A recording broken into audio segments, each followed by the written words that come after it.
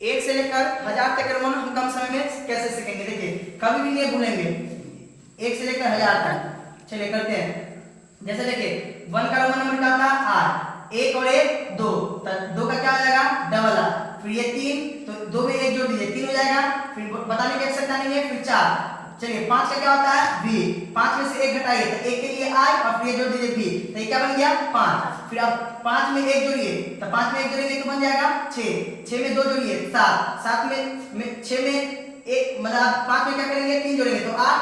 फिर 10 का क्या होता है रोमन नंबर, तो 10 का होता है x। अब 10 में से 1 घटाइए तो x 1 घटाएंगे तो i, फिर 10 का मतलब क्या होता है x, तो फिर ये किसका बन जाएगा 9 का। फिर 10 में 1 11, 10 में 2 12, 10 में 3 13, फिर 10 में 4 14। फिर इसी तरह से आप देखिए, आप तो इतना बताने की आवश्यकता नहीं है। फिर अगला जाइए 20 का होता है जब 10 और 10 जोड़ेंगे तो 20, तो 20 का कितना हो जाएगा डबल x। 30 का कितना हो जाएगा, तो आप बताइए ट्रिपल x हो जाएगा क्योंकि 10 10 10 30, 10 20 30 हो गया।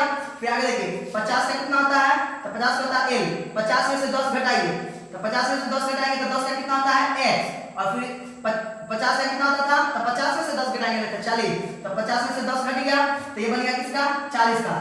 तो फिर 50 और 10 कितना हो जाएगा 60, 50 20 70, 50 30 80।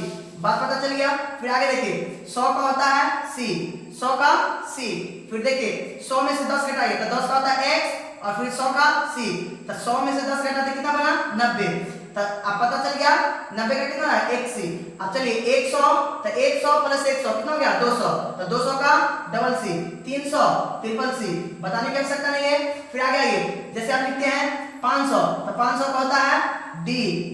अब 500 का d, तो 500 में से 100 घटाइए तो 100 का क्या होता है, तो 100 का होता है हमारा 100 का होता है c, और फिर किसमें से घटाएंगे 100 तो 400 बनेगा तो d, तो 500 में से घटाए तो ये कितना का बन गया 400।